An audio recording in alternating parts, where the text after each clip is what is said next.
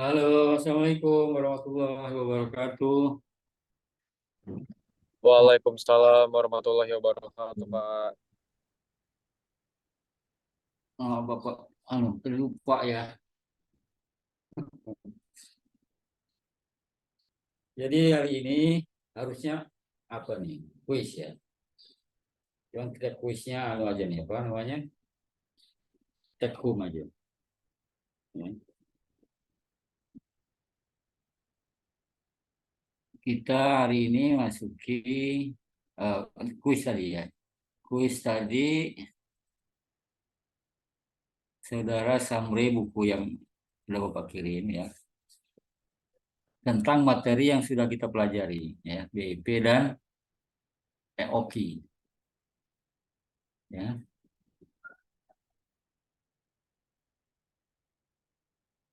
Disesuaikan dengan materi yang Bapak kasih gitu ya.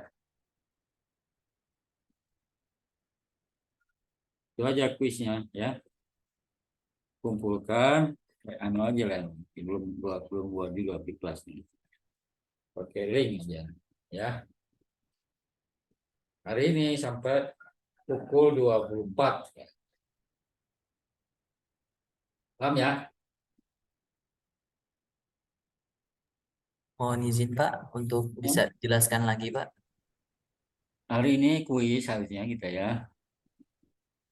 Cuman kuisnya tidak harus wah, formal anu di Zoom gini ya. Kuisnya adalah sejauh mana saudara bisa mengerti yang sudah dijelaskan ya dengan cara mengsummary ya, meringkas ya buku yang sudah Bapak kirim. Bapak pernah kirim buku kan? Nah, Mohon izin tentang Pak. materi itu ya, Mohon izin Pak untuk yang diringkas bab berapa ya Pak? itu tentang BP dan OQ. Kita kan udah itu ya materinya kan? Oke ya, kuliahnya kan udah itu. Kuliah tentang apa namanya BEP beberapa lupa itu 4 atau 5 sama EOQ. Nah, itu Baik Pak. aja Mohon izin Pak lagi yang saya berjalan. tanya untuk Hmm? tugasnya mohon maaf ditulis tangan atau diketik ya Pak? Kuisnya. Ya enaknya aja di mana ya. Tulis tangan boleh, ketik bagus. Asal aja jangan dikirim dengan kawannya ya. Baik. Mohon izin Pak ya. Ya,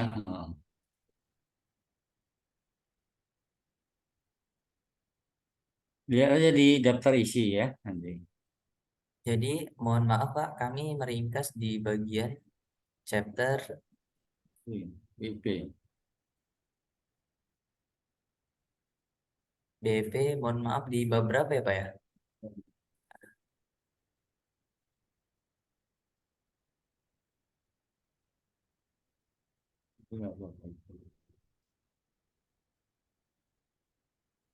Ada nanti cari aja lah ada pasti.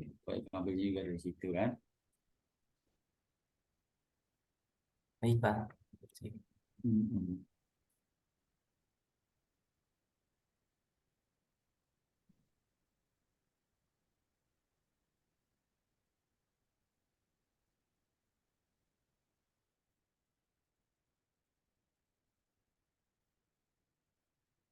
Oke, yang hari ini yang akan Bapak jelaskan adalah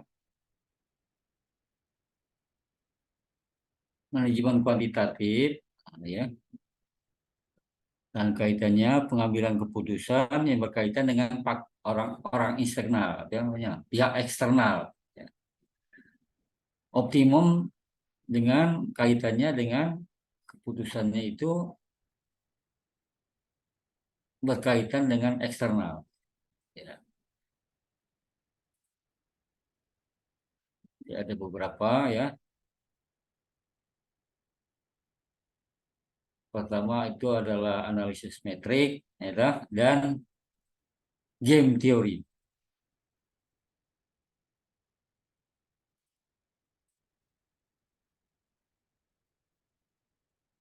Ada juga tuh. Ya, gitu ya. Teori permainan, ya, gitu ya. Metrik juga, ya.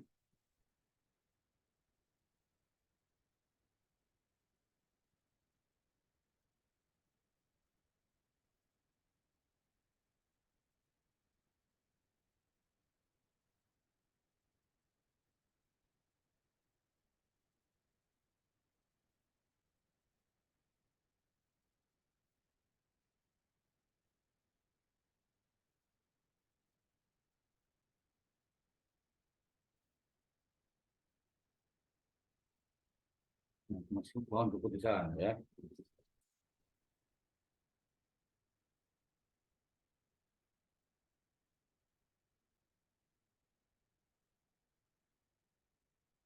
Yang teori, ya. Metrik permainan dua orang. Artinya antara satu perusahaan dengan perusahaan lain. Ya. Keputusan persaingan antara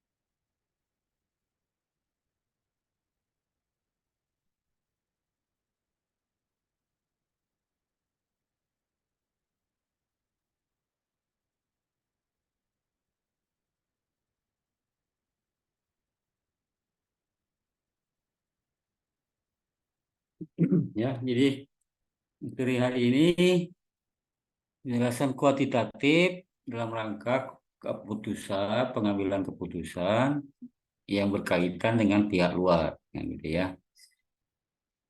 Nah, sebelum kita pelajari itu, karena ini berkait pengambilan keputusan dengan pihak luar itu, optimumnya itu optimum apa namanya? Optimum dengan memperhatikan preferensi terhadap risiko. Itu kan ini ya.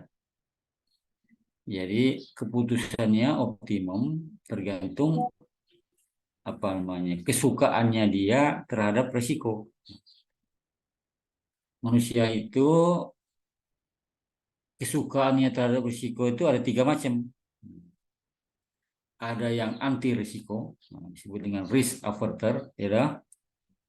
Ada yang netral, ada yang seeker, risk seeker atau risk taker, gitu ya. Risk lover.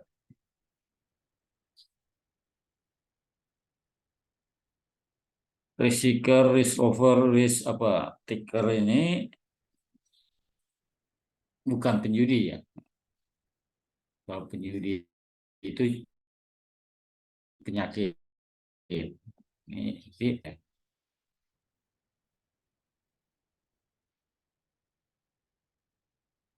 jadi suka dengan mengambil risiko, nah, gitu ya, resiko yang dihitung tentu saja. Toh. Jadi kita harus pelajari dulu ini, gitu ya, sebelum ke itu. Umumnya kuantitatifnya adalah metrik pendekatannya, ya, metrik. Jadi preferensi terhadap risiko itu manusia itu ada tiga macam, ada tiga tingkatan, ada tiga macam, Mbak. Pertama tadi anti risiko.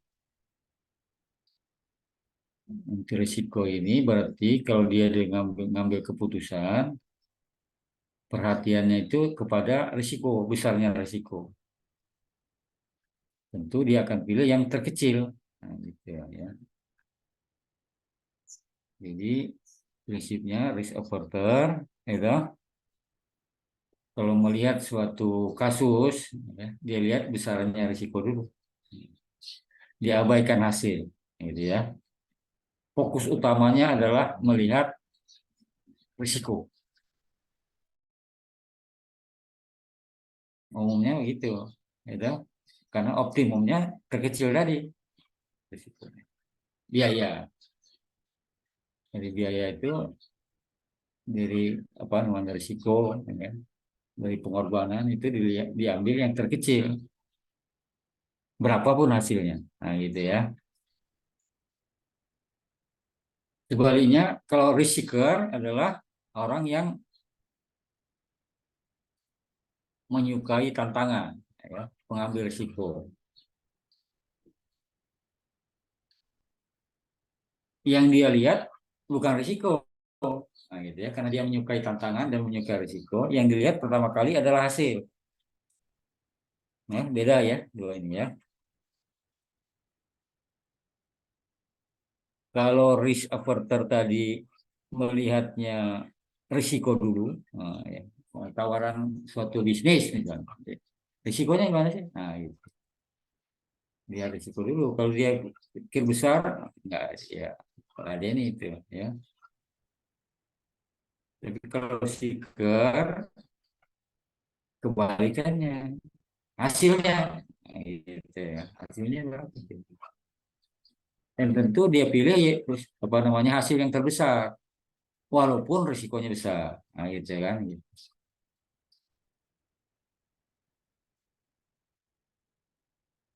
Seeker tidak melihat risiko, nah, gitu ya. Fokus perhatiannya ke hasil. Jadi salah kalau misalnya risk averter melihat risiko, pilihannya risiko yang terkecil, risker melihat risiko, pilihannya risiko terbesar. Itu enggak ya. Itu orang gila ya. Orang yang tidak rasional. Kalau dia pencinta risiko katanya, dia lihat apa risikonya, kemudian dia pilih yang besar. Itu tidak rasional. Walaupun dia menantang risiko enggak begitu ya, enggak begitu gitu amat. Penantang risiko itu dia lihat hasil, ya, dia ambil hasil yang terbesar, ya. Kalaupun dia tahu risikonya juga besar, nah ya biasa, gitu kan gitu kan. Dia menyukai tantangan kan gitu. Penting hasil, nah gitu. Nah, ada ada ada apa? Ada pepatah mengatakan bahwa kalau hasilnya besar, ya mau tidak mau harus menghadapi risiko besar, nah gitu ya. Si apa aporter tadi sebaliknya ya, sebaliknya dia melihatnya apa namanya prioritasnya risikonya, yang penting risikonya kecil, nah gitu ya. Kalau dikasih tahu itu hasilnya kecil nggak apa-apa, nah, saya mah yang penting pasti-pastinya, nah gitu ya, yang penting bagi dia pasti. Sedangkan netral, nah ya netral itu adalah orang yang rasional dihitung, nah gitu ya, dihitung mananya. Ya inilah ya yang apa asumsinya, nah, pengusaha itu begitu, risk netral, dia tidak anti risiko, juga tidak menyukai tantangan, nah, gitu ya. Rasional aja lah ya. Ada hasil, ada ada risiko, ada hasil, gitu ya. Ya, itu.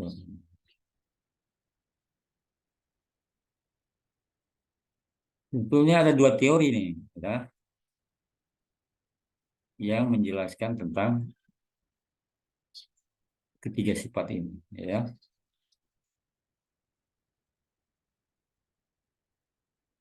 Nanti Bapak kirim aja nih. Itu, ini, buku Bapak ya.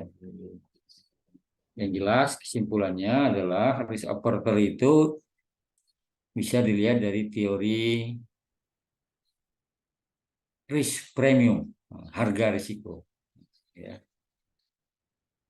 Yang kedua dari teori utilitas, teori ekonomi mikro, ya. Sudah pernah kau pelajari itu. Ini hanya mengingatkan aja, ya. Teorinya nanti dikirim. Ya. Teori premi resiko itu ya, teori harga risiko. Premi itu kan harga, ya, harga. Itu berkaitan dengan risiko. Harga risikonya Aperta itu menurut teori ini adalah positif, plus, nah, tandanya itu plus. Semakin besar plusnya, ya, semakin dominan dia di Aperta, nah, gitu. Artinya risk averter ini bersedia bayar, nah, bersedia keluar duit bahkan gitu ya, untuk menghilangkan risiko. Nah, gitu. Bersedia bayar, risk netral nol. Nah, gitu. Harga risikonya itu nol. Bagi dia risiko itu harganya nol, nggak ada nilainya, gitu kan. Jadi kalau hasilnya apa besar, ya wajar aja risikonya besar. Nah, gitu ya. Si apa namanya risker sebaliknya dengan si risiko tadi. Harga risikonya bagi dia negatif. Nah, semakin besar negatifnya, semakin dominan dia di seeker. Artinya dia bersedia bayar, nah, gitu ya, bersedia rugi untuk memperoleh pengalaman itu.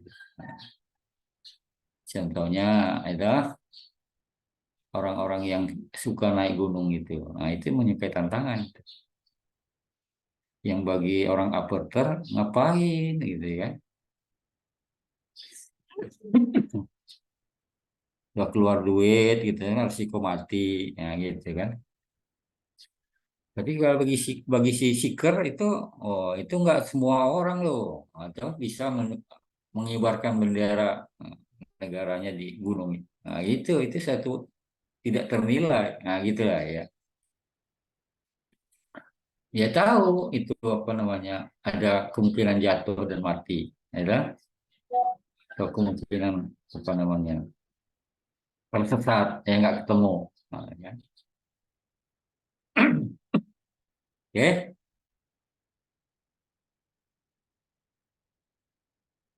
kenapa positif, kenapa negatif, ya tadi gitu ya.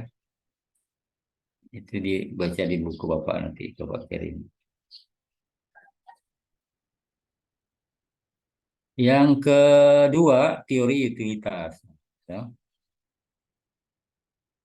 Teori utilitas ini teori yang pernah saudara dapat di mikro, ya, tentang orang kehausan, ya. Biasanya begitu, jelasannya begitu itu biasanya. Mikro. Gelas pertama yang dia minum, itu airnya itu utilitasnya besar, katakanlah 10, gitu kan. Dan minum satu gelas kan sudah berkurang dahaganya, ya, hausnya. Gitu kasih apa namanya gelas kedua itu sudah berkurang nilainya. Nah gitu ya, utilitasnya sudah berkurang, mungkin tinggal 5, nah, gitu kan.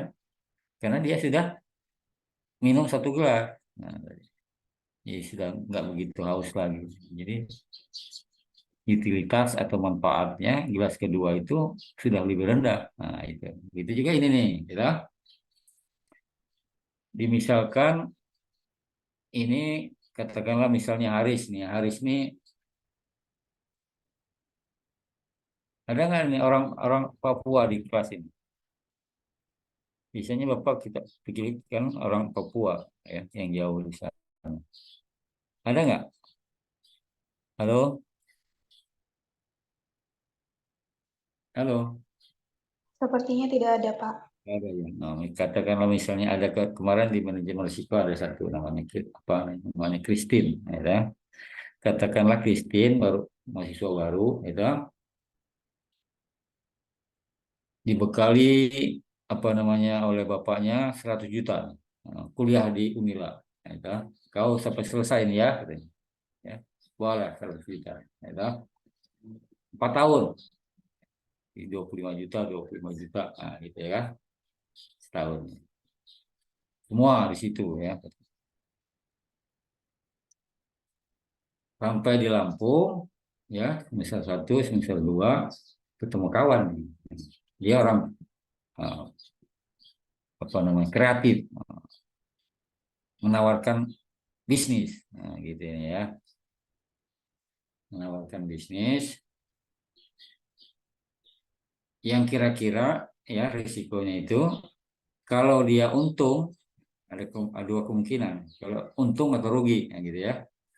Kalau dia untung, untungnya 10 juta, ya, jadi uangnya akan nambah menjadi 110, ya, gitu. Kita misalkan uangnya tetap belum terpakai ya 1 juta, 110 juta.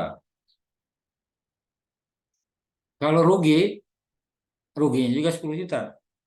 Ya. Jadi uangnya nanti akan tinggal, kalau dia rugi, uangnya akan tinggal lagi 90 juta. Nah, gitu kan. Nah, bagi aporter, utilitas 10 juta yang untung tadi itu lebih kecil dibandingkan utilitasnya berkurangnya utilitas uangnya, berkurang uangnya menjadi 90 juta. Misalnya gitu ya. Misalnya ya karena dia anak kos ya toh. Kalau ada tambahan dari 100 juta tadi dari untung bisnis, paling ngajak kawan-kawannya makan-makan. Nah, gitu ya. Ke kafe, itu jalan-jalan. Itu aja. Tapi kalau dia rugi apa 10 juta sehingga uangnya tinggal lagi 90 juta, ya. Mungkin sengsaranya dia mungkin nggak makan 1 bulan gitu ya. Dia utilitas apa turunnya utilitas apa namanya duit dia tadi dari 100 menjadi 90 itu besar sekali. Nah, misalnya uangnya menjadi 110 tadi, utilitasnya katakanlah misalnya 15 ya. Terus nambah 10 juta tadi, utilitasnya kekayaan tadi 110 yaitu menjadi katakanlah misalnya 8. Nah, ya, menjadi 18. Nah, naik 3 gitu ya. Tapi kalau dia rugi apa namanya utilitas ada 100 juta tadi yang 15 langsung anjlok sampai tinggal lagi 8. Jadi berarti utilitas apa asetnya si atau uangnya si Kisin tadi kalau dia rugi turun jeblok dari 15 menjadi 8, turun 7 gitu. Tapi kalau dia uangnya nambah 100 gitu, bagi dia utilitasnya cuma naik 3 atau menjadi 18. Nah, gitu. Kira-kira begitu deh. Kasarnya dia lebih sengsara rugi dibandingkan untung. Nah, bilangnya sama ya. Lebih sengsara rugi 10 juta dibandingkan untung 10 juta. Nah, gitu. Maka dia anti risiko. Ya. Kalau netral sama. Untung 10 juta dengan rugi 10 juta sama utilitasnya.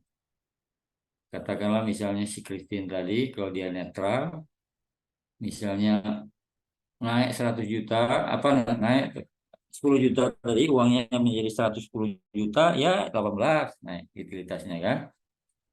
Begitu juga kalau rugi, ya turun 3, jadi berapa? 12. Nah, gitu ya. Utilitas asetnya 90 tadi menjadi 12, gitu ya. Sama, nilai 10 juta itu rugi maupun untung sama-sama 3. Nah, gitu ya.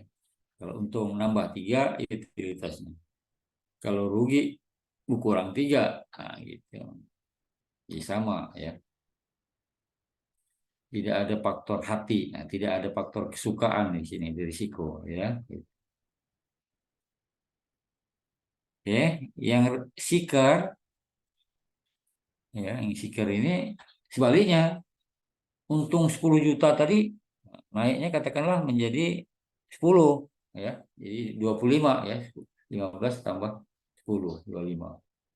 Tapi kalau rugi 10 juta ya turunnya paling 3, nah, jangan gitu ya. Jadi 12. Nah, gitu.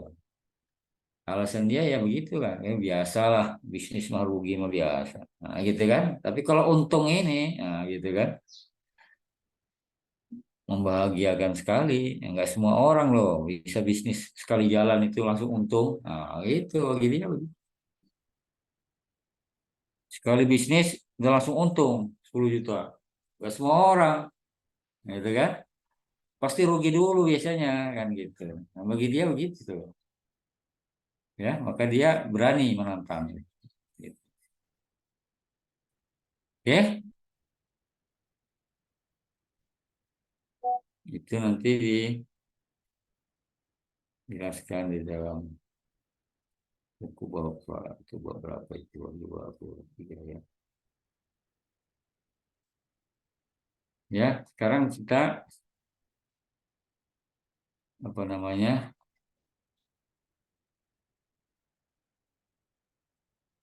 memasuki contoh. Ya. Yang sederhana dulu, metrik sederhana. Ya, metrik sederhana ini tentang jual beli. Nah, gitu.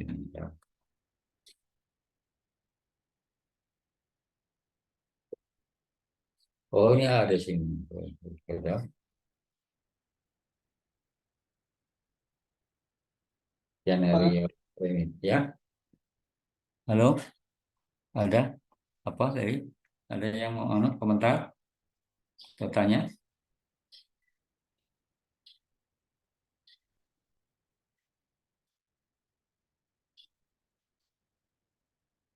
Ini contoh nih ya, nah, contoh premi risiko tadi ya.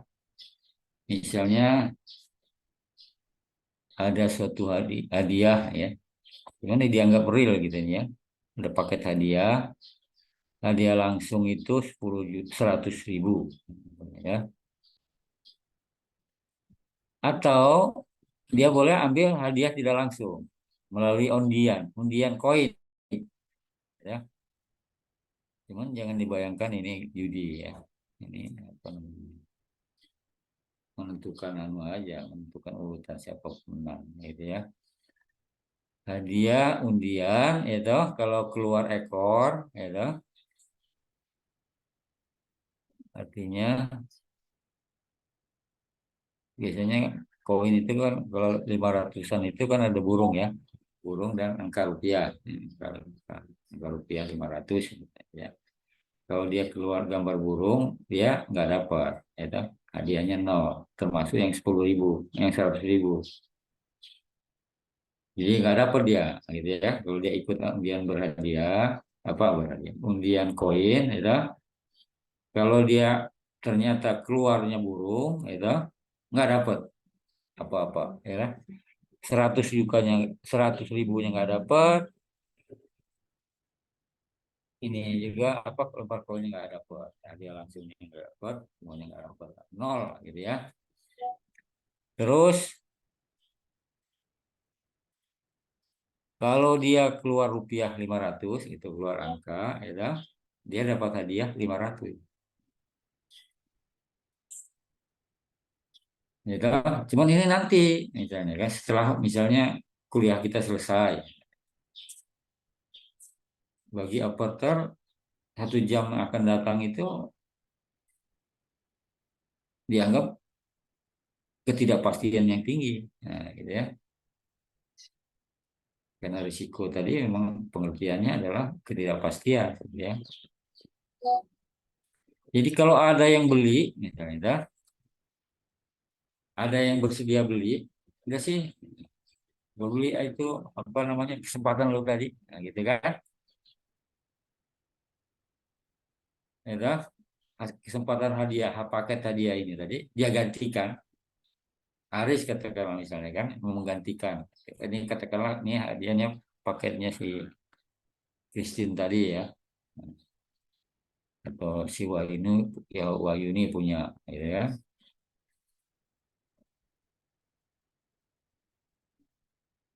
Itu si Aris bersedia beli gitu. Kalau ini kebetulan yang mau belinya itu apa nama yang mau jual tadi adalah seorang aporter, maka berapapun yang dikasihkan si Haris tadi ya, untuk belinya dia terima ya kan? Walaupun ada kawannya yang mengatakan tolol lo itu kan nanti sejam lagi dapat 500. Iya kalau dapat ya kalau keluar ekor nggak dapat kan dan ini lumayan dibayar 50.000 atau 10.000 oleh Haris kan gitu. Lu pasti dapat duit kan gitu. Itu aporter begitu pikirnya gitu. 10.000 atau 50.000 ya disodorkan Aris ya dengan Christine tadi. Kalau dia Christine tadi aporter dia terima aja tuh, walaupun ada pihak lain kawannya yang mengatakan tolol lo Christine itu kan nanti 500.000. Iya kalau dapat ya kan gitu ya. Nah gitu jadi kalau 50.000 saja misalnya dia terima, harga kesempatan ini kalau bagi risk apa namanya risk netral, dia hitung dulu nih harganya berapa nih, gitu kan? Gitu harus apa namanya mau beli, dia langsung ngitung nih harga paket ini berapa, nah gitu kan? Dengan teori peluang, nah, ya. Kalau lempar koin berarti kan probabilitasnya dua itu kan, dapat tidak, nah, ya kan? Jadi 0,5 0,5, ya. 0,5 kali 0 berapa tuh? 0 kan? Ditambah 0,5 kali 500. Jadi berarti harga hadiah ini, harga paket ini menurut apa yang rasional tadi, yang netral tadi, itu adalah 250.000. Nah, kalau si Christine tadi seorang netral, ya, risk netral, nggak kurang-kurang itu 250. Ya, Aris nawar gitu. Gue beli itu apa kesempatannya? Nah, paket hadiah lo. Christine jawabnya, oke, 250. Nah, gitu. Ya, kalau dia di bawah 250 itu tadi dia bagiannya si aporter ya. Karena ngitungnya begitu ya tadi berapa positifnya kalau di aporter tadi ya. Positifnya adalah apa namanya eh, berapa yang dibayar 50.000 tadi ya. Gitu, dikurangkan dari harganya. Harganya 250 dikurang 50.000 kan. Jadi plus 200. Itulah yang positifnya tadi. Ya. Tapi kalau yang netral tadi 250 dikurang 250 ya atau paling paling paling turun-turun dia 225 225 ya 225. Jadi 250 dikurangi 225 plus 25. Nah, itulah yang bagian apa? Dia netral cuman agak anti risiko. Nah, gitu ya. Maka nilai apa namanya harga risikonya 25 misalnya. Kalau Christine tadi yang dominan di aperter, ya tadi 200 ya. Sebaliknya si seeker gitu, gitu tahu Haris akan beli, oh boleh beli 500. Nah gitu. Tawaran dari si seeker ini 500 ya. Kalau dia dominan di situ ya. Memang penantang risiko sejati gitu ya. Kalau dia nggak kurang-kurang dari 500 dijual sama si apa Haris gitu ya. Kalau dia agak-agak netral, ya 300 lah gitu ya. Jadi min, min 50 gitu. Ya, itu nih. Lebih lanjut nanti penjelasan ya. Oke, itu penjelasan preferensi terhadap risiko. Saya kira kuliahnya sampai situ dulu aja lah ya. Jadi berikutnya nanti kuliah kita akan memperhatikan ini, gitu loh, ya. Jadi tetap optimumnya tadi biaya minimum, AC minimum, atau profit maksimum. Cuman versi ketiga orang ini, gitu loh. Versi kesukaannya terhadap risiko tadi. Jadi bisa saja bagi si aperter misalnya profitnya maksimum itu 10. Yang bagi netral itu belum belum optimal itu profitnya itu adalah misalnya 15, nah gitu kan. Si seeker gitu juga profit maksimumnya itu apa optimumnya itu profitnya 25 misalnya gitu ya. Jadi ada tiga setidaknya nanti kriterianya, nah, kriteria keputusannya ya. Ya, maka ada tiga, kadang-kadang lebih ya lah. Apa, nah ini ya. Ada model keputusannya itu maximize the maximum potential profit. Nah, ini biasanya maximax ini adalah anu nih, si seeker tadi, ya, semuanya besar-besar. Pilih baris yang terbit, nah, matrik kan, karena matrik tadi kan baris dan kolom kan. Baris dan kolom. Kita metrik biasanya mulai dari baris kan. Pilih yang terbesar, nah, maximize the maximum ya. Pilih yang besar dari baris yang terbesar ya dah. Kemudian dari kolom yang terbesar. Nah, gitu.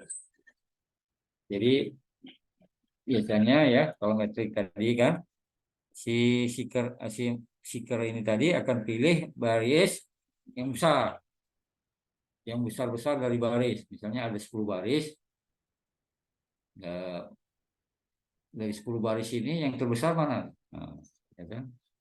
Itu ditandai.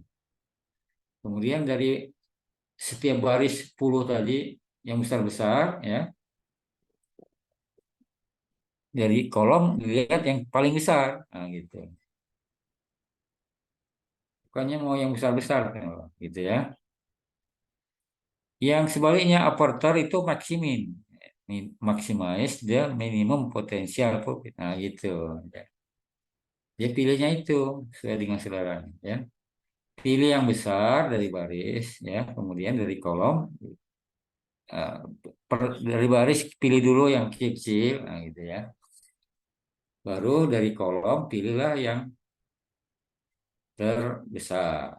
Dari yang kecil-kecil tadi pilih yang terbesar, nah gitu. Ini si aperture nih, gitu. Sedangkan si apa namanya eh, netral itu dia pilih yang realism, yang real aja lah itu, gitu kan. Realnya gimana itu gitu kan, realism gitu. Lihat aja kenyataannya gitu kan. Kalau misalnya kalau kenyataannya tadi peluangnya pakai soal kenyataan itu misalnya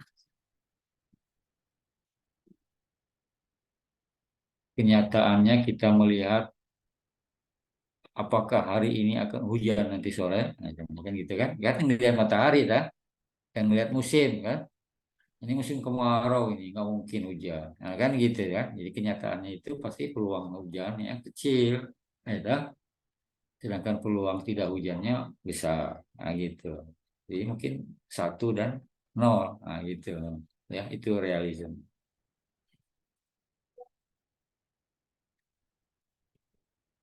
Atau misalnya tadi mengukur peluang Haris yang apa namanya merayu Christine tadi untuk beli hadiahnya misalnya kan apa realitasnya gitu ya kenyataannya walaupun sering ketemu untuk jatuh cinta Haris dengan orang Papua kecil gitu kan. Nah itu gitu kan berarti yang untuk tidak jatuh cinta besar. Nah gitu. Masa iya sih Haris? Nah, gitu pasti kan kawannya kan karena berdasarkan kenyataan kalian kebanyakan begitu gitu kan. Nggak mungkin misalnya kan. Haris yang putih misalnya mau dengan yang hitam dengan keriting. Nah, misalnya gitu kan. Ya mungkin aja ada kan. Selain Haris misalnya kan gitu ya gitu. Itu realisme. Yang ketiga misalnya minimal regret. Bisa juga, bisa, masih bisa. Capek lagi. Kenapa bocor itu?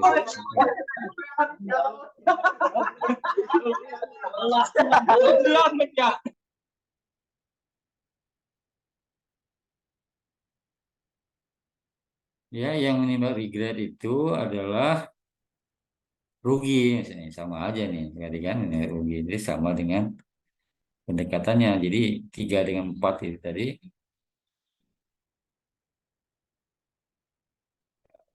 sama ya. Jadi walaupun 3 4 itu bagiannya 3 dan 4 itu bagiannya si apa namanya netral. Nah, gitu. Pasti itu berkaitan dengan keputusannya yang mengandung risiko ya. Minimal ada 3 itu kriterianya. Ya, kita, nah ini juga nih ada, ini kan ada 4 ya, 4 kriteria. Kriteria bias, maximum likelihood, rasionalisme. Nah, tadi realistis ya, realism ya, ini rasionalis. Nah, gitu. Ini bagiannya sih ya, netral, ya kan? Juga marginal, analisis marginal, ya, itu bagiannya. Apa namanya. Jadi ada 4 ini, 3 dan 4 itu adalah jatahnya si netral, ya. Bias ini biasanya anti risiko, ya. Maksimum likelihood ini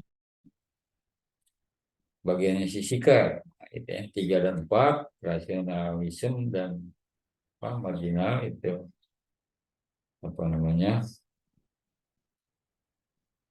jatahnya si jatah kriterianya si anu apa netral ya. Oke, ada pertanyaan?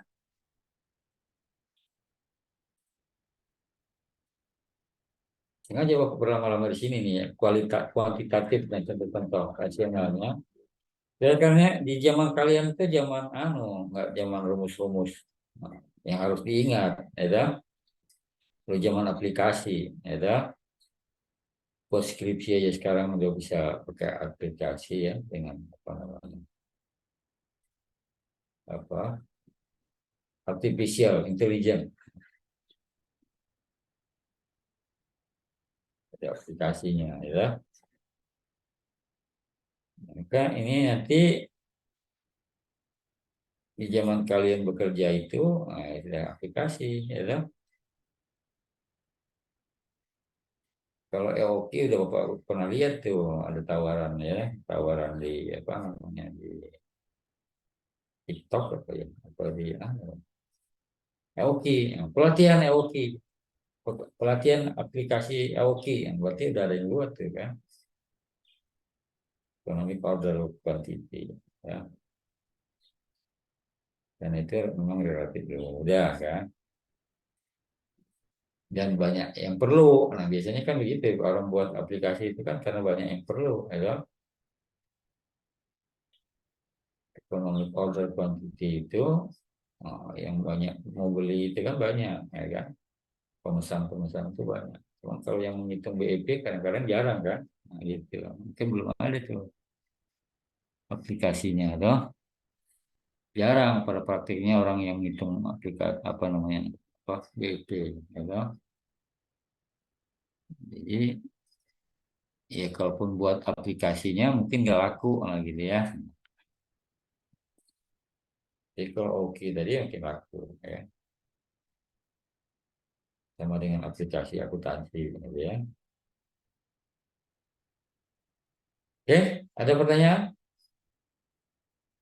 Jadi berkaitan dengan kuis tadi ya.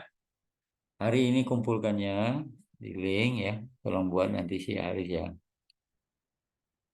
Pak Ketua buatkan linknya. Baik, Pak. Masukkan terakhir pukul 14. 24 Baik, Pak. 11 malam ya. Cari aja di buku itu pasti ada itu tentang mungkin LQ seperti Bapak terangkan kemarin dan BEP mungkin sedikit ya pembahasan. Karena tadi pikirnya tidak memerlukan aplikasi ya gitu ya. Karena rumusnya juga sederhana. Jadi ada ya, walaupun mungkin tidak mungkin di apa tidak satu bab khusus ya. Untuk EOK terutama itu kan mungkin itu pemesanan optimal gitu ya. Keputusan pembelian atau keputusan persediaan, nah itu mungkin situ ya masuk di situ. Ini juga keputusan persediaan nih ya ini ya yang metrik ini ya masuk keputusan persediaan. Oke, hari ini cukup sekian ya. Jadi kuisnya itu juga nanti apa namanya UAS apa namanya UAS bukan UAS ya. Kalau UAS nanti Bu Fiska apa namanya TS, Pak. UTS, nah itu juga nanti ya apa namanya saudara mensamre dari buku yang dikirim ya. Dengan modal sudah kuliah nah, gitu kan jika sudah tahu beberapa istilahnya dah ya berapa tahu pola-pola biayanya gitu ya. Cuma itu diperdalam dengan penjelasan detail di buku itu sehingga memungkinkan nanti berencana gitu ya berencana aplikasinya gimana sih yang harus dibuat nah, gitu ya dengan kerjasama tentu nanti itu dengan orang-orang MIPA ya kan orang-orang khusus. Oke, baik. Kalau nggak ada pertanyaan lagi, kita akhiri kuliah kita dengan mengucap Assalamualaikum warahmatullahi wabarakatuh. Waalaikumsalam warahmatullahi wabarakatuh. Oke, Bapak Lip ya. Makasih Pak.